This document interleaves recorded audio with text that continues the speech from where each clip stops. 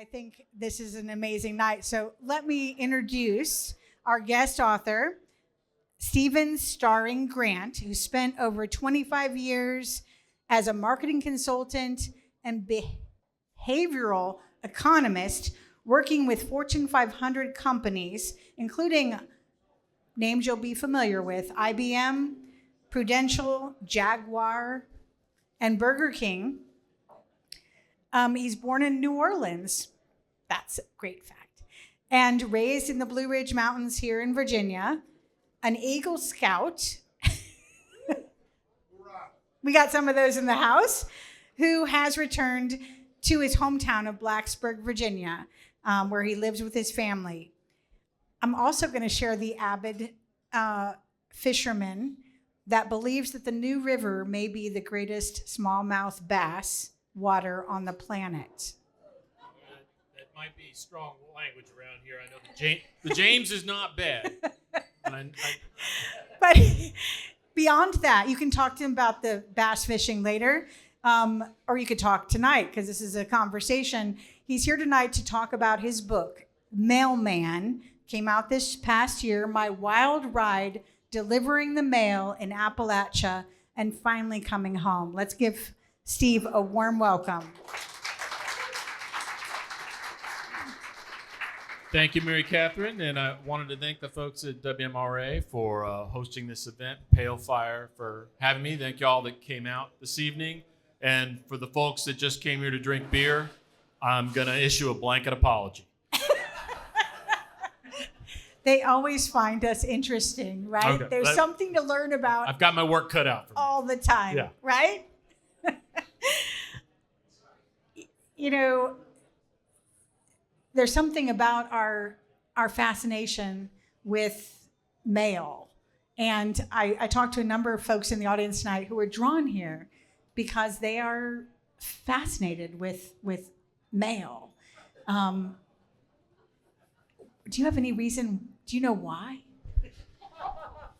When you write a book about working for the U.S. Postal Service, you wind up being part of a broad survey, whether you wanted to or not, about why people are interested in the mail. From the very beginning, I thought there is no way anybody's going to want to read an entire book about delivering the mail. My agent was editor-in-chief at Esquire magazine for many years, and I discovered after the fact that he, over the course of his career, had sent a number of writers to cover the mystery of the mail. And so I think he was waiting for a guy like me to walk through his front door, and he was the one. He's like, no, we're going to sell it. It's going to be fantastic. So, you know, I've had a number of people write me to say, I've always wanted to know what happens behind that wall. The clerk comes around the corner, like, what's going on back there? And in the first draft of the book, I was like, no one wants to hear this. I'm just going to kind of gloss over it in a couple of paragraphs because it bored me to tears what happened at the post office itself. And my editor was like, you know, Steve, I really want to know what happens back there and like what happens on your route. And to me, the out on the route was where all the crazy, interesting stuff happened. But I was like, oh, you want to know what happens back there? I'll show you. And I wrote what I thought was like a punishing level of detail about it. She was like, this is fantastic. I think this is one of my favorite parts of the whole book.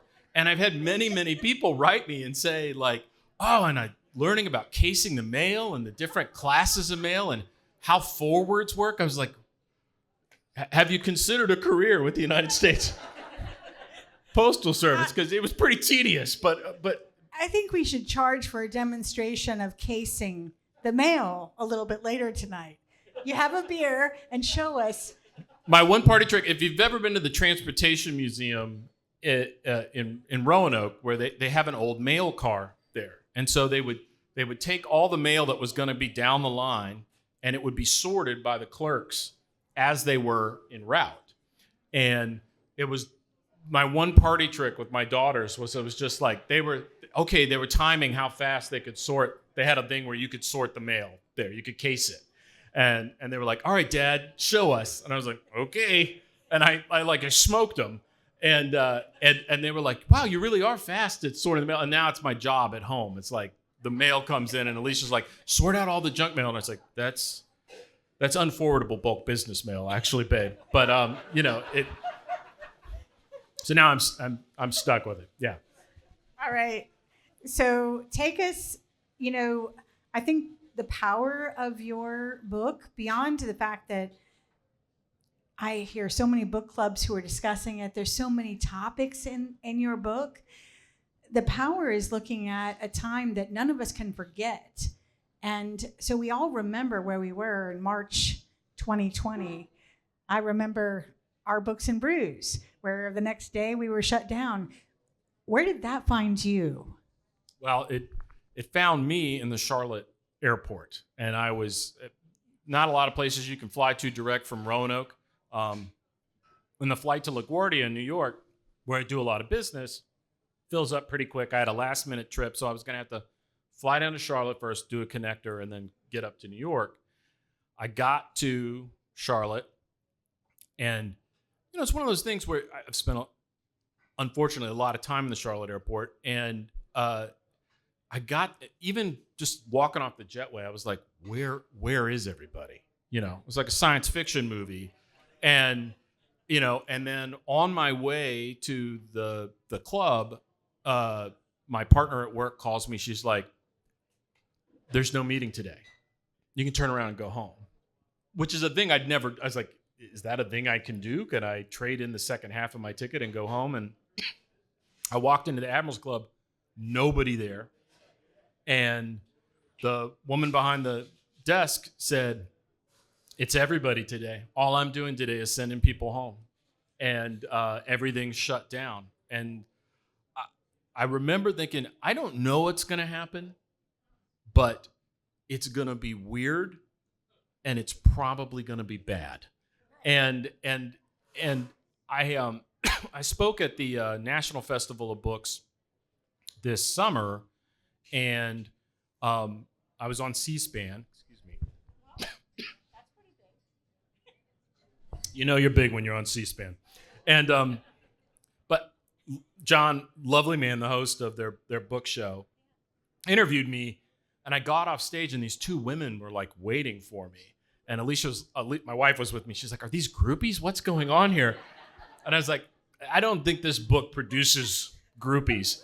But they ran a book club in Northern Virginia, and one of the women, Morgan, really lovely lady, is also a practicing psychotherapist.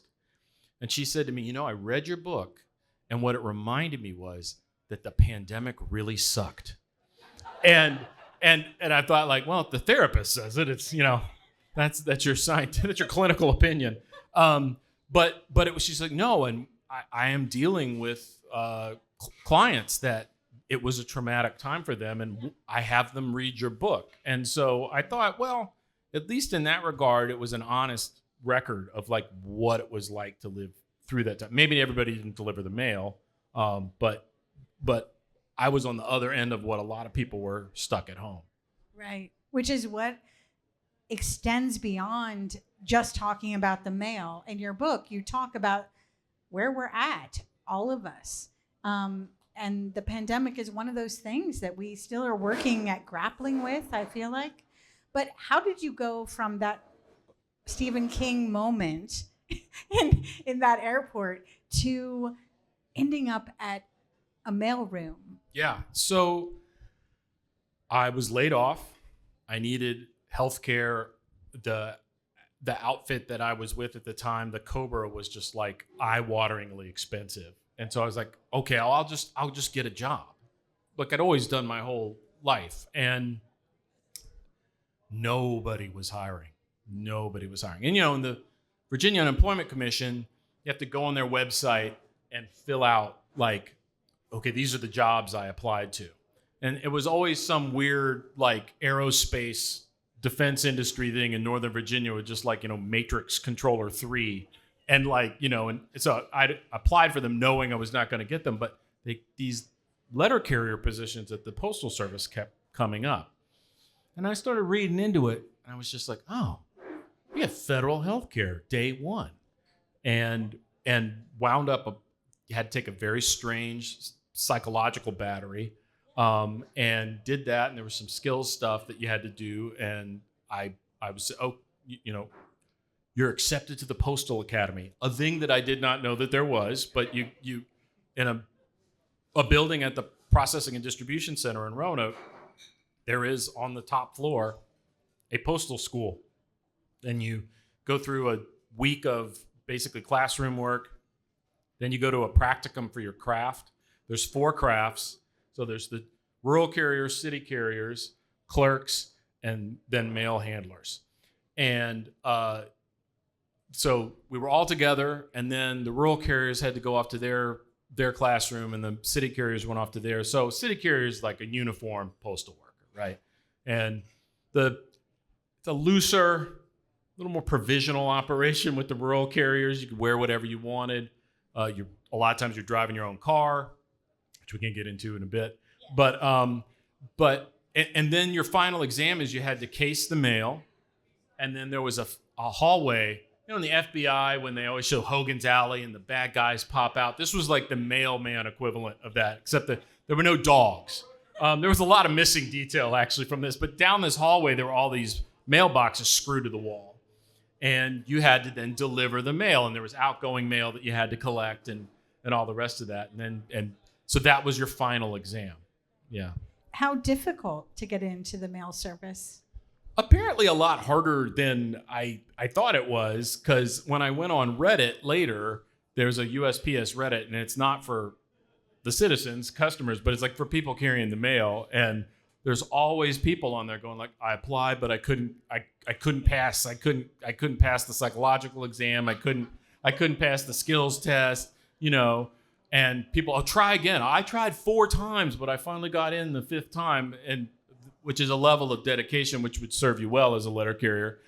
And then the fallout rate, there was a woman in my class who had been a bank teller.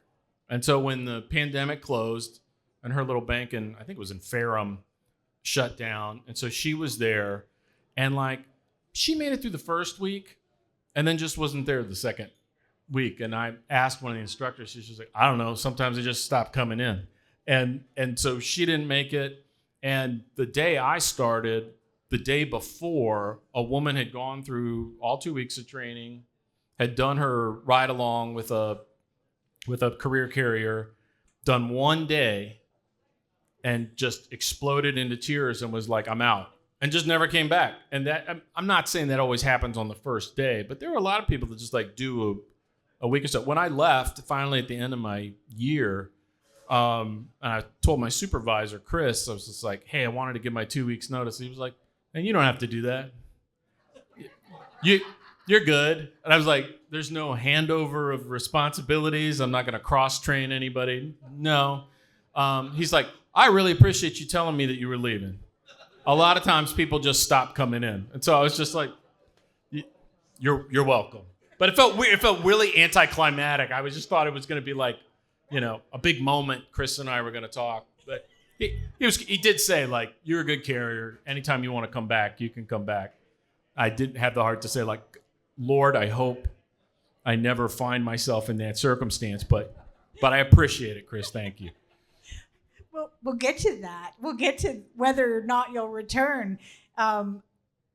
During the pandemic, you open with a scene that's really sticks in your mind of delivering a sword to a gentleman, and it was the Lord of the Rings sword, and you knew what it was. We both did. And my question is, did you feel like, I watched Kevin Costner, I don't know if anybody else saw him in The Mailman, delivering to dystopian future. And it's an underappreciated film, I have to say. I tell you, it's a pretty awesome film, but he delivers it. And I kept thinking, did you feel like you were that guy?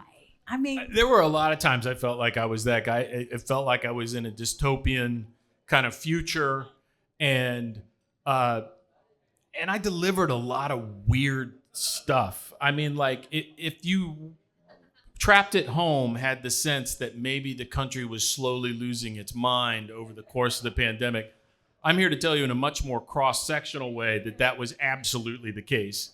And like people were getting nuts. And then for a lot of folks, it was like, when in their life has somebody sent them a check for $800? That cat that I delivered the sword to had been, he told me, he's like, I've been waiting my whole life. And I knew if I got another pandemic check, I was going to get that sword. And how did that make you feel? I felt like Santa Claus. It was awesome. And I remember that morning. I mean, this is the beginning of the book, but like I remember you're sorting your parcels into your cage to take out to the truck, and I remember picking up that box and then look at the return address and said, like Ronin Katana, and I was just like, there is a sword in here. I was like, there is no way there is not. And then I like looked it up, and I was like, yep, it's a company in Texas that makes swords. And so then the question, if you're me, becomes like, what kind of sword? And so I asked the guy when I got there, and he was, I got kind of an appraising eye from him. He's like, I said, oh, is it a katana? Is it a nodachi? Is it a bigger one? He's like, no, man, nothing Japanese. It's a 1.5 hand sword. It's a bastard sword. And he's like, you want to see it? I was like, yeah. And he like cracks it open, and then he was like, this is Anduril, Flame of the West. And I was just like, reforged by the elves of Rivendell from the shards of Narsil. And there was a real moment with me and this guy. It was just like, I was the guy to be here to see you get this sword. And you're not alone at home just doing this in your boxer shorts. You're like, and then I did tell him, early in an earlier version of my life, I also had a sword. And I told him, I said, listen, buddy, that's real. Don't get a couple of beers into the evening and then decide it's a good idea to get that out, because it will not end well. So just like leave it on if your friends come over and they've had a couple, just leave it on the wall, right? You want to do it early in the evening when everybody's sober, and then just put it up. All right, y'all, this is the first 5 pages of the book, just so you know. There are so many stories, and they are what people say, exuberant, hilarious, and profound. So we'll get to some of that profound as well. I can see that we're going to. This notepad is terrifying. Isn't it terrifying? My dog ate it this time. That's not what's terrifying. It's the 8-point type. Very neat. It's the method to the madness. So we're talking about you being Santa Claus, and let's talk about sort of the non-Santa Claus moments. Can you just walk us through a day in the life of a letter carrier? Sure. What happens? And you could demonstrate casing if you want to. Unfortunately, there's no case here. So, you get there first thing in the morning. They just wrap up. A series of trucks comes into the main post office overnight. So the parcels come up from Roanoke. The machine sorted mail comes up from Greensboro. There's what they call raw mail, which is stuff that the machine couldn't sort. That gets just sent to your zip code, and then the clerk there in the office will sort it for this stuff is on Route 10. I'll give it to Steve, and you just get a random grab bag of stuff.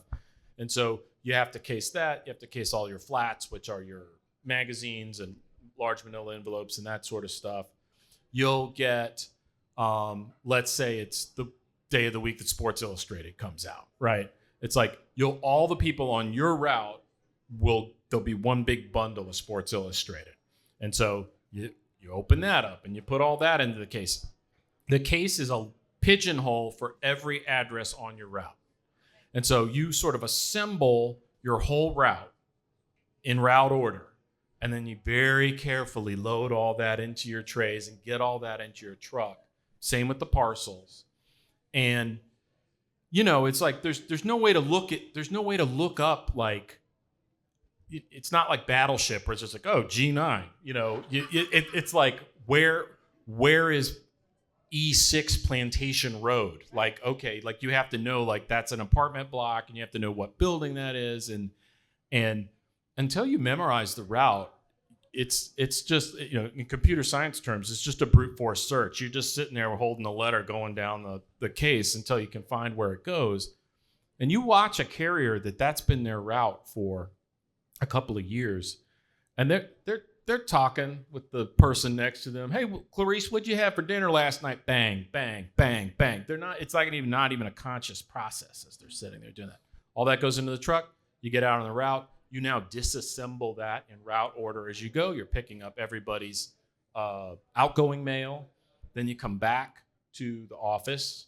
Any forwards that you had that you should have caught at the case, but you didn't. And so, because you're sloppy like me, you take that up and you go like, unable to forward, IA, insufficient address, no such number, NSN, if you were angry at the customer and their mailbox was, you could beat up, you could say NMR, no mail receptacle. And it's just like your box wasn't up to snuff, and I'm sorry I was unable to deliver this. There was always animal interference. You could just mash animal interference, and like I probably many times should have mashed animal interference on my scanner. One time that I really got taken on by two dogs. I was going to say, what is the deal with postmen and dogs? I cannot describe it in anything other than metaphysical terms. Like I grew up with dogs. We always had bird dogs growing up. Dogs love me. A dog will walk up to me on the street if I'm just in my civvies. But there was something about once you got that mailbag on you and you pull up in the truck, they're like possessed by a demon. And they could be great big dog, tiny dog, they all want to kill you. If they could kill you, they would kill you. And if there's two of them, they're going to form a team and come after you. And this one occasion that I was talking about, there was a whole day of like talking about dogs and dog safety, the whole things you could do with your jacket or your satchel, kind of Captain America style to fend them off. They showed us this video where it's just like, don't wear earbuds. You can't hear the dog running up behind you. Don't run from the dog. It activates their prey drive. Don't do it. And one of my instructors in the book, I call him Hank, Iraq War vet, really very wired tight. This guy was dialed. Okay, he was a very squared away cat, and he was covered in dog spray. Like there was 2 cans of dog spray in his bag, and then he pulls this. There's a kind of knot you can tie called a monkey fist, and he had this monkey fist made out of paracord dangling out of his pocket. And when he yanked that out, he had jungle taped together 2 cans of dog spray, and he's just like, 2 is 1 and 1 is none. If one goes down, I just switch over to the second one. But I got it right here in my pocket. And then he tells this story about there was this one house that he would deliver to, and this massive golden retriever, which is like the dumbest, most placid animal on God's earth, but like would see him coming and want to kill him, but it had the like Shark Tank glass on the storm door, and would slam up against the door. Well, one day Jeff is walking back to his rig, and this thing just Cujo bang comes through the door, and Jeff realizes that he is not going to be able to close the distance to the truck before the dog gets there. And he's like, I pull it out, mash the first one down, no joy. Got him a little bit with the second one. He was still coming at me. So I gave him the old 2-piece and a biscuit. No one in the class was going to ask, what is 2-piece and a biscuit? So at this point, he's calling me professor. And I put my hand up, and he's just like, yeah, professor. I said, what is 2-piece and a biscuit? And he goes like, that's a 2 fakes, fake, punt. I punted him back onto the front porch, and then I made it back to my rig. So he was not fooling around. But, they say under stress, you regress to your training. And when those dogs came at me, all I heard was his voice. Face them. Don't run. And then, the other thing he said was... You had your sprays, too. I had my 2 sprays clipped off on me. And Jeff's other piece of advice was spray it till the can goes dry.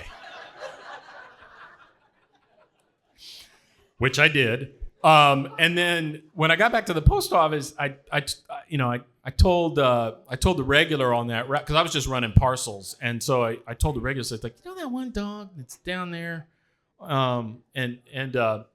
Big McMansion. She's just like, I hate that dog. I hate those dogs. And I said, well, I had to spray him with pepper spray. Good. And then like the super's ears went up, and he was just, he comes over, and his You were a sub on these routes, though, right? Yeah, I was just like Johnny Random, and so my personal vehicle at the time was a old Toyota Tacoma pickup, and so, which even is at my height, it is impossible to sit in the right-hand seat and get your leg in, which is how you drive a personal vehicle as a rural carrier. So I couldn't actually sling mail in that vehicle, but I could deliver parcels. And so then once the word got out, Steve's got a truck, and he's a good-sized guy, every giant thing that the carriers didn't want to deal with. I got these refrigerators, Steve. Why don't you take those? Or one dude had ordered 4 full-size mud tires for his F-150. And I could hear him in his garage around back. And I thought, now, a nice guy would back up his driveway and deliver these tires right to his garage, but I'm going to put them on his front porch. Because I felt that was unreasonable. That was an executive decision I made in the field.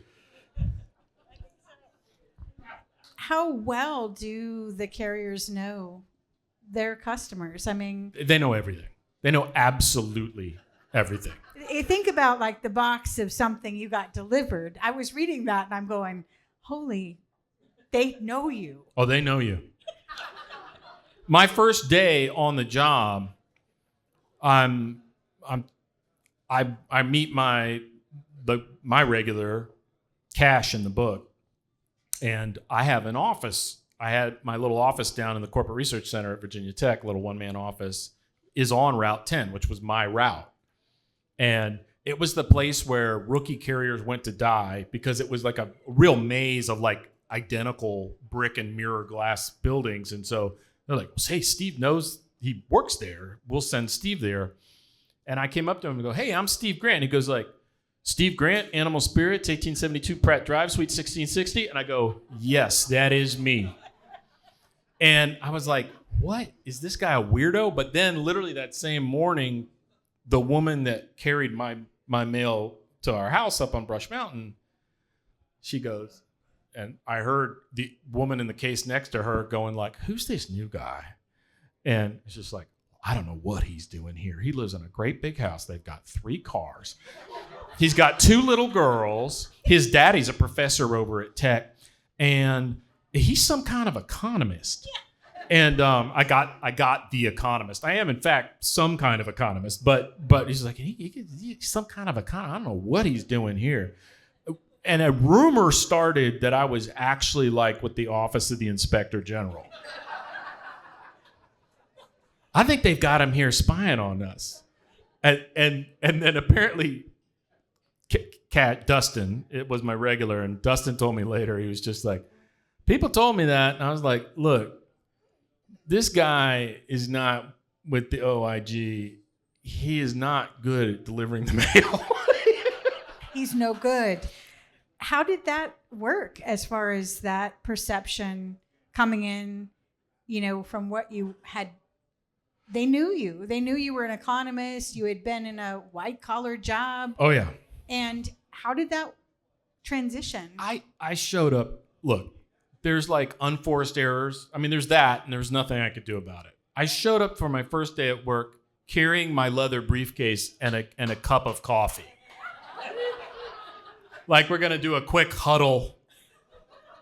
run through today's objectives as a team, and then there's only one objective: is get that mail in the case and get out of here. And so and I remember stepping into the rural carriers area, and then this look at me, and they were like, "Who is this guy? Who is this guy?" And Dustin goes, "Hey man, why don't you put your briefcase under the case here?" And I was like, "Okay, I see what I've done." He was kind to you. That dude was kind from the starting gun to the finish line. Yeah. And he was an incredible teacher and partner, and he's been a good friend. He's still my mailman at work, and he's still my good friend. He came to the book launch at the Lyric Theater in Blacksburg, and he's now not just the shop steward, but he's up in the union for the Rural Carriers Union here in Virginia, and I'm speaking at the Virginia Carriers Conference in June, and that's pretty exciting. So, but Dustin was just like, "Hey, can you come up and I think you shined a light on. I know when I greeted my mailman yesterday after reading your book, I was, "Can I get you water? Can I take those books from you? I'm so sorry, I'm a book place." You suddenly see things in a totally different light. I never had a problem with books. The dog food was always a problem. Chicken food. Chicken. She was okay. She was a very nice old lady, and my grandmother would have spun in her grave if I had not helped this woman. But there was a customer that was got Gatorade vitamin water, flats and flats of Gatorade vitamin water. I'm just like, Kroger does. They'll put it right in your trunk for you if you want. I don't know why I am humping this up to your front porch, but okay, this is a service to the American people. Let me. The perspective of click and purchase. Yeah. You definitely shine a light upon that and what that means to the people down the pike. Yeah. Who it affects. And I was given the time because I've run into your time for conversation, and I haven't hit even a third of my questions, but I'm going to open it up now because this is a conversation to your questions. The floor is open. We can talk about Appalachia. We can talk about the mail service. We can talk about pandemic. Yes. I'd like to start by saying it's nice to be somewhere where Appalachia is pronounced correctly. I spend a lot of time on podcasts hearing different variations of Appalachia, and I was like, it's for the folks that live here, we call it Appalachia, and so anyway, sorry, sir. Yeah. Did you deliver bees or live animals? So you can deliver bees, you can deliver all manner of live insects, you can deliver baby chicks. I never got to deliver the baby chicks. This was a much fought over duty. And Denise, who was a really lovely carrier and kind of would also fill in as a sort of she was a clerk, but if we needed somebody to pick something up, she would do that. I got in hot water a couple of times and she came out and would help. And she always did the baby chicks. And so first, all the women would come over and look at the baby chicks. And then the guys would go, "Stupid baby chicks. I don't care about baby chicks." And so they would deliver that. But there was this one woman on my route that she was one of these snake lizard people that had a bunch of reptiles in her house. Because I could see them in the windows. They were, instead of a cat gymnasium kind of deal, she had that, but there's an iguana up there looking at you through the window. And I had to deliver crickets to her all the time. And there was a whole weird system at her house. She had this stick in her front yard with a webcam on it and a bunch of totems and stuff hanging off of it. And and it had this little sign that said "Approach the stick. Press the button and leave the package at the base of the stick." And I was like, what ritualistic voodoo do I have to genuflect in front of the stick? I mean, what? what pagan idolatry is going on in this house? That is fortunately a mystery that remains mysterious. So yes, I delivered crickets. I delivered the only creepy thing that had to do. Yes, We're ma'am. going away from live animals, yes. Yeah. Well, I can. What did the other male people think of him and his book? He was there for a year, and they were in it for career. And did they think of it like nickel and dimed? Like, who is this tourist? Who is this Yeah. guy? I didn't get that. Let me give you a generalized analysis, and then I'll talk specifically about Blacksburg. Okay, the folks I actually worked with. So, one of my sort of litmus tests as I wrote the book was, okay, if I write this book and carriers say, this guy's a phony, then I have really failed. Like, I did not do a service to them and the work that they do for the American people. And it's been a real blessing, actually, the number of retired carriers and current carriers. The current carriers always listen to the audiobook, which is what I did when I carried the mail. Like, I listened to the audiobook, and it's just like, man, it was weird. I was like listening about delivering the mail while I'm delivering the mail. And I got a lot of those, but overwhelmingly, and there's a little bit of selection bias in that, like, I'm only the people that like the book wrote me. I guess there may be some large group of people out there that was just like, hate this guy, but I didn't hear from them. So, but I got a lot of people wrote me and said, you got it right. You captured what it is. And maybe I should write a book, because like I've got stories that will blow your mind, and like I don't doubt it. I had a little guilt when I left the post office. Are people gonna think like, well, the moment this guy could pull stakes, he was out of here. I honestly saw it as like, but I can work another job. I should open this up for somebody else that needs this job. And I enjoyed the work. And I to call back an earlier thing that you brought up, if I could make the kind of money I had been making in my career prior, but carry the mail instead of doing that, that is not even a contest. Okay, I would happily do the mail, even as difficult as it was many days.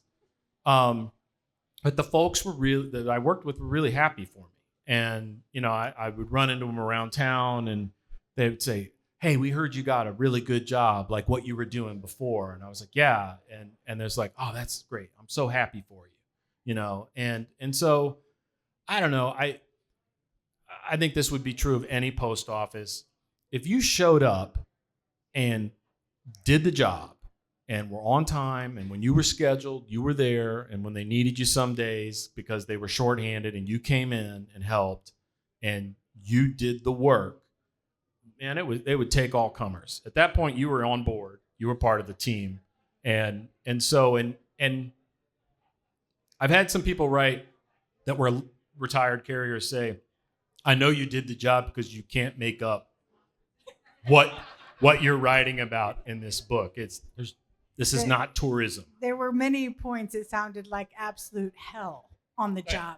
And I think that if we're bringing that to the attention of people through writing, then we're doing a service to those folks who are going through that.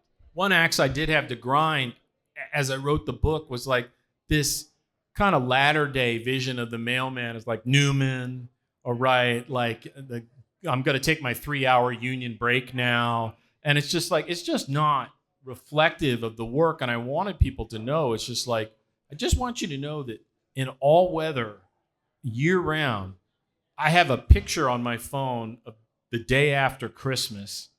It was 4 degrees outside. And it was dark out, and I was leaving the house to go carry the mail. And the day after Christmas is a really horrible. There's a lot of returns the day after Christmas. They start to come in. It's the flip side of Black Friday, and I thought, man, God willing, I won't be doing this next December 26th. But like everybody else I work with they're going to be doing it. Yes, sir. There was a part in the book where he had epiphany or saw the new river, and little over the head, a little bit out there. What happened? I do not. So I can give you an empirical analysis, and then I can give you a spiritual analysis. Empirical analysis was I was probably under heat stress. Okay. It was unbelievably hot that day, and I was near the end of my route. I was almost undoubtedly dehydrated. Like in the Scouts, we would have been like, get some Gatorade into this kid, And so there was that, and I was a cream puff desk jockey, and when I started this job, I did not have the kind of physical hardness that a career carrier has. I got there, but I didn't start there, and so there was that was going on. But the chapter in the book where I talk about it a little more length is like, this happened to me many times over that year I carried the mail. And all I can tell you is it was a religious experience. I wasn't getting blown up with email all day long. I wasn't like going from task to task to task and sitting in meetings and all the kind of brain work that I knew was taking up a tremendous amount of headspace for me. And the only other time, one of the only other times in my life I had something similar happen to me is when I went to graduate school at Iowa Writers Workshop, and suddenly I wasn't like doing project management for website development any longer. And I just had unbelievable quantities of free time. I was free with my own thoughts. And I think the New River Valley in particular is one of the most beautiful places in the world. And I was really overcome with that and my smallness in the larger scale of the universe. And I felt grateful to be alive. And, to put it in Ignatian terms, I felt consolation with God. I felt very close to something much larger than myself. And then I had to get back in the car and keep delivering mail. And that was always the case. But there would be these days where I was having a good day and everything was clicking. And I'd come around some bend and I'd be up on the mountaintop and I would bang. It would just hit me like a hammer. And so I think in my next book, it's something I want to write more about. But it was like, this isn't me. What's going on? It was an unusual experience. And you hadn't had it in the 25 years you were doing? No, I was bored to tears, mostly. So the mail was a lot of things, but boring wasn't one of them. Especially when you're having heat stroke, I think. Under the current political climate, it seems like the Postal Service is under a lot of stress. What do you see as the future for the Postal Service? And are they still taking taxpayers' money? No, I'm just kidding. No. Postal Service does not take taxpayer money. Look, I don't think there are two things at work. The Postal Service business model is effectively unchanged since the Postal Reorganization Act of 1970.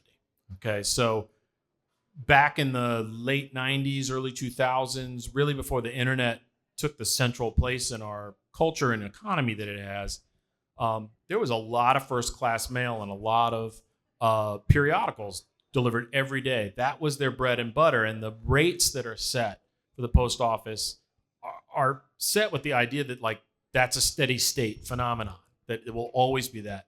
Mail volume has collapsed since. I think it peaked in about 2005 and has done nothing but go down since.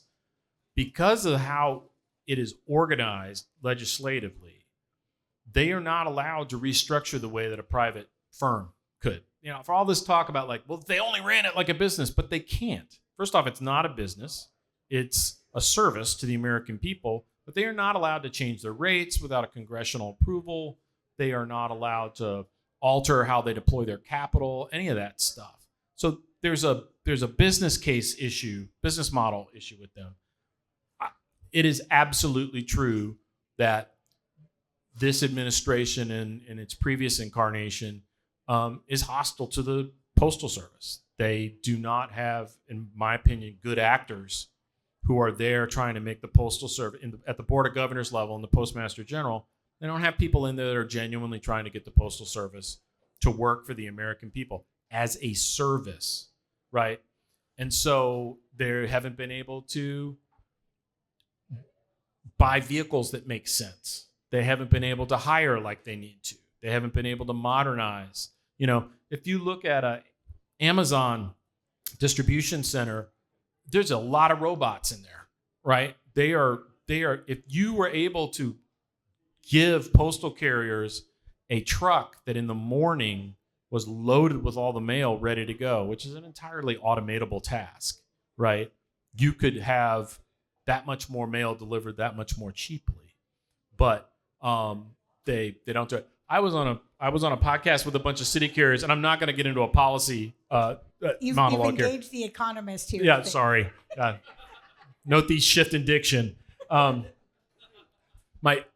dad was from West Virginia, but he was a biomedical engineer, and he ran the biomedical engineering school at Tech for many years. He founded it, and you would talk to Professor Grant, and Dad sounded like this, and he would, like I was just now, and but if Dad and I were out there like dropping trees and skidding them out of the backyard, my wife used to say, like, I don't even want to let you two in the house.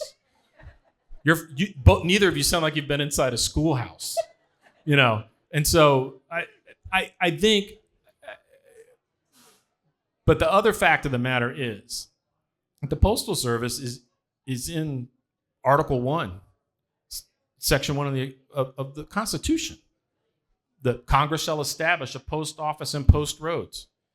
It is right in there with the same power of the government to issue a currency, fight piracy, promote science and business. Like there's that section's a humdinger. And I think the supine nature of our Congress currently is symptomatic or driver of the situation that the post office is in, and a lot of other situations. My wife told me, Steve. She's not here tonight. So she's not here. We'll speak for her. I went a little off-piste. Sorry. Let's talk about the wild ride in Appalachia. I think that you put Appalachia in the central place. What makes Blacksburg so unique? And you actually refer to, I think that's the most interesting thing about your book, is talking about the people that you were encountering, that you worked with, that you called it sort of a laboratory of almost the variety of people. Yeah. And hearing that, we hear about Appalachia from so many folks who aren't from there. So yeah, a little bit on that. Tracy Letts is a playwright. If you've seen the film August Osage County, Tracy Letts was the playwright for that. He's from Oklahoma. He's like Oklahoma all the way through. And his parents were both literature professors. And there's a great piece of added value at the end of the DVD of August Osage County where he's talking and he says, like, I get so angry with the stereotypes I see of Oklahoma that we're a bunch of dumb hicks. And like, you know what? There are smart people from Oklahoma too. And that really stuck with me.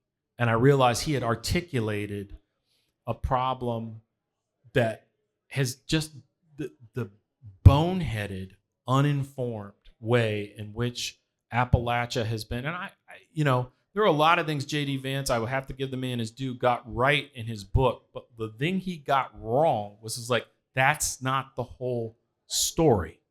The husband of my mama's best friend, they were in the same bridge club together in Charleston, West Virginia.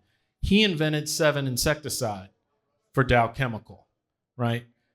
He was part of the Green Revolution that began to feed the planet in the 1970s. Okay, this one guy, an Appalachian, right? The Grants made window glass from 1780 on, all the way up to my great grandfather.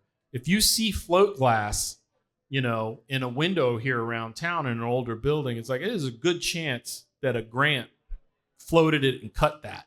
right, out of the Weston Glass Works. So, my Uncle Rich, Dad's brother, mechanical engineer, made surgical instruments for Johnson & Johnson, grew Ethicon, their medical instrument business, into a global enterprise. My father was a genius. And he was also a hillbilly. Like, he was a hillbilly with a PhD. And he could split wood and fly fish like a wizard with the best of them. But there was a big brain in there. And that is the whole story of Appalachia. And it was a particular axe I had to grind in the book, that I was just like, because my other litmus test was, if people that grew up here, somewhere up and down the sort of eastern spine of the United States, they read this book and said, this guy's a phony, he's not telling the real story about Appalachia, I will have also failed. I didn't really answer your question. No. It's an element that I think is as critical in your story, in your book, is talking about that balance between the two sides of us as Americans, as us as Appalachian, that there's all this to balance in the mix. And Blacksburg is this, I'm sure Harrisonburg, I did not get into JMU, so I don't know Harrisonburg very well. But I think it's got some of the same dynamic of, like, you've got this very learned, place of higher education, and yet it's spang up against it are the mountains and dairy farms, and there is some really excellent fly fishing just west of here. That's debatable, right? You mentioned not for trout, right? brookies and bows all day long. If you're going to do smallies, it's time to head south. I'm just saying. Okay. You mentioned that as a mailman, you felt you were really doing something real. How does that compare to where you are now? Do you carry that with you in some way? It did. It shifted my perspective. I work at a nonprofit now, and we don't have to get into details on that. But I'm not selling people things they don't need anymore, right? And that's a lot of what advertising does, and it has an important function in a complex economy of creating demand. But at some point, not to sound like a Bolshevik, but like, there's a moral emptiness to it, and it feels good to be doing something that is about encouraging the more communitarian, giving parts of people's nature, and try to heal the fabric of this country a little bit. And it did come with me. I left the Postal Service. I had an opportunity to work with the Scouts. I was one of the consultants that helped rebrand Scouts from Boy Scouts of America to Scouting America. I know Pete Hegseth is mad at me about that. Anytime, anywhere, Pete. I probably lost some book sales there. Again, this is my wife is like, come on, Steve. My youngest daughter, Walker, just got her Eagle Scout. Big, very proud moment for me. And so, I service is important. And the social scientist Arthur Brooks, in his new book that just came out, it's like, there's a crisis of meaning in the country.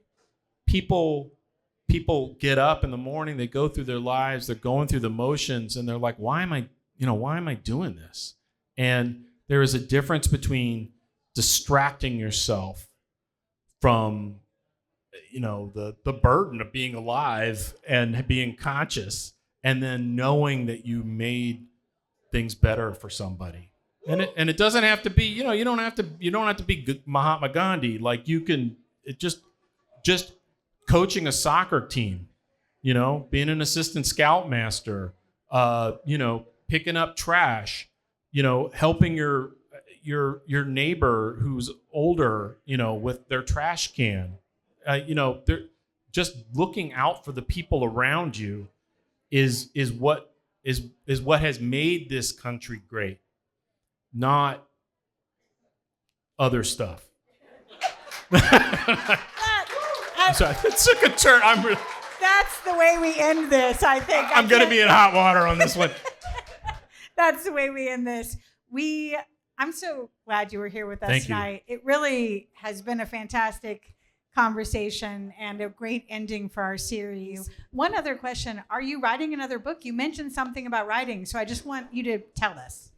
I am thinking about what's effectively the sequel to Mailman. The adventure of getting this book written was pretty crazy, and what I'm doing right now, and I've had a number of people, not as many that have written me about the mail, but I've had many people like, I was interested in your other life too. I wish you would write about that. And so I'm like, all right, well, what would that be? So my agent and I are talking about that. I have a novel that I started back when I was in Iowa, and then I had kids and had a career and all this other stuff and didn't do anything for 20 years. It's like a magical realist. It's like Gabriel Garcia Marquez meets Tom Clancy. It's like set in the global war on terror in Iraq. Obviously, this is a terrible elevator pitch, but I am, and it starts in Blacksburg. It's like The Economist becomes a mailman. But less plausible. Yeah. Well, I highly encourage. I loved your book, and I want to see more. So please keep writing. Thank you. And thank you all for having me. Thank you so much. We'll see you all in September.